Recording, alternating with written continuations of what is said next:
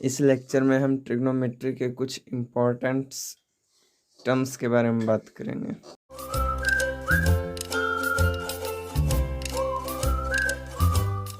आज हम बात करेंगे trigonometric functions of any angle के बारे में, जिसमें सबसे पहले हमने कंसीडर किया रेक्टेंगुलर कोऑर्डिनेट सिस्टम। और उसमें एक एंगल है ए, जो जिसका initial position positive x axis है और टर्मिनल कहाँ पर जा रहा है, टर्मिनल कोई पॉइंट पी पर आकर स्टॉप हो रहा है। तो उस पॉइंट से एक्स एक्सिस पे उसका जो हाइट हो गया बाई हो गया, और इस पॉइंट पे जहाँ एम पर मिला है यहाँ से ऑरिजिन के बीच की डिस्टेंस एक्स हो गया।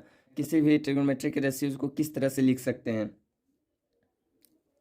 साइन ए बराबर क्या हो जाएगा, और इसको मान लेते हैं हम क्या, ये पॉइंट है एक्स बाई, क्योंकि एम से हो गया ओरिजिन एक्स डिस्टेंस और पॉइंट पी से एम बाई डिस्टेंस हो गया, और इसको मान लेते हैं आर।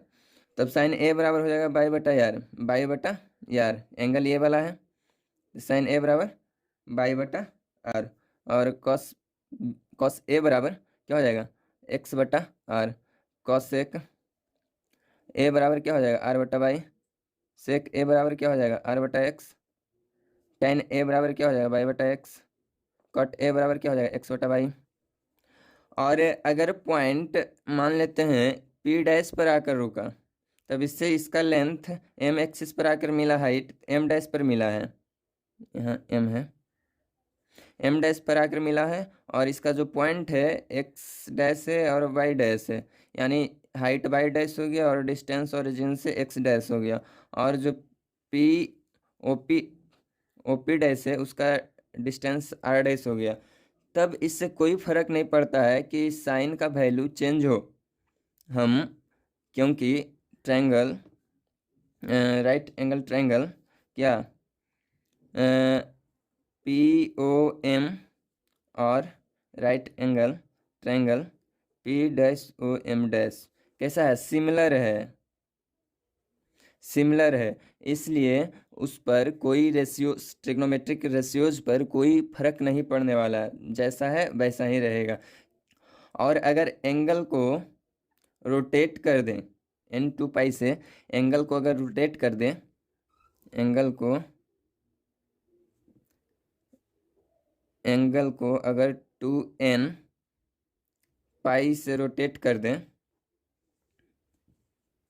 ठीक है, और एंगल ए है और उसको 2n पाई से रोटेट कर दें, तो एंगल पर कोई फर्क नहीं पड़ेगा।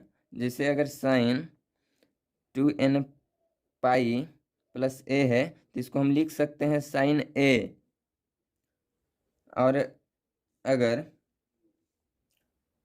कॉस 2n पाई प्लस ए है तो इसको कॉस ए लिख सकते हैं। आज हम बात करेंगे trigonometric functions defined as circular function. इसमें सबसे पहले हम यूनिट सर्कल मारेंगे, जिसके सरकमफ्रेंस पे एक पॉइंट पी है और उसकी हाइट एक्स एक्सिस से बी है, और जहाँ एम पर परपेंडिकुलर डाले हैं पी से एक्स एक्सिस पर एम पे, तो ओ और एम की डिस्टेंस ए है और ओरिजिन ओ है, और पी से इसको ओरिजिन को मिलाया है। तब एंगल इसका हम आर रेडियन लिए हैं, और जो आर्क ए पी है उसका लेंथ आर है। तब साइन आर को क्या लिख सकते हैं, बी बाई एक्स। और एक्स कैसा है, यूनिट है, यूनिट सर्कल था ना, तो रेडियस कैसा होगा, अथी एक्स 1 होगा यूनिट, तो यानी हो जाएगा बी। कॉस आर बराबर क्या हो जाएगा, ए बाई एक्स, यानी ए, एक्स का वैल्यू 1, एक्स का वैल्यू 1। तब राइट एंगल ट्रायंगल किस में चलेंगे, right angle triangle M O P में, पाइथागोरस प्रमेय से हम जानते हैं कि क्या होता है, O X square plus P X square बराबर ओ पी स्क्वायर होता है। तभी A square plus B square बराबर 1 हो जाएगा, यानी sine square R plus cos square R बराबर 1 हो जाएगा। यहाँ से प्रूफ हो गया कि sine square R plus cos square R बराबर 1 होता है। अगर हम इस एंगल को, जो एंगल आर है, इस एंगल को 1 रेवोल्यूशन कंप्लीट करवा दें, तो जो एंगल होगा, एंगल 1 रेवोल्यूशन मान लो कंप्लीट कर लिया, जो एंगल होगा क्या, A O by pi by 2 angle A O B pi angle A O A O by dash क्या 3 पाई बाई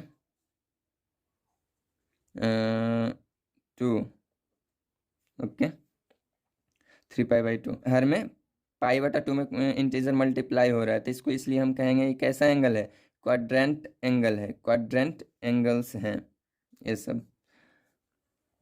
ओके और अगर हाँ अगर एन रेवोल्यूशन हो रहा है, जैसे फ्लाई व्हील होता है ना, तो फ्लाई व्हील कैसा एन रेवोल्यूशन करता है, तो अगर एन रेवोल्यूशन हो रहा है यानी रेवोल्यूशन कैसा है 2 पाई एन है प्लस क्या एंगल आर है, तब हम इस तरह लिख सकते हैं sine 2 pi n plus R को साइन आर वेयर, और कॉस को भी इस तरह से लिख सकते हैं 2n पाई प्लस आर बराबर कॉस आर, नहीं नेचुरल नंबर होगा जेड। बात करेंगे sine of trigonometric function in different quadrant.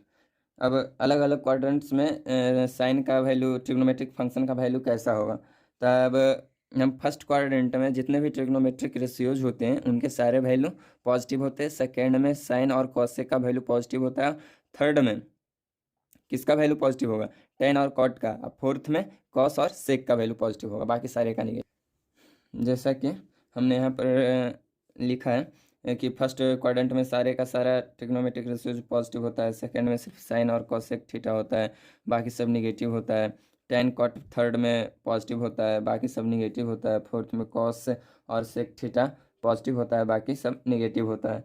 यानी जीरो से कैसा थीटा अगर 0 से पाई बाई 2 के बीच में है तो सारे all trigonometric ratios positive, but अगर थीटा पाई बाई 2 से पाई के बीच में है तब साइन थीटा और कॉसेक थीटा पॉजिटिव होगा, बाकी ट्रिग्नोमेट्रिक रेशियोज निगेटिव होंगे।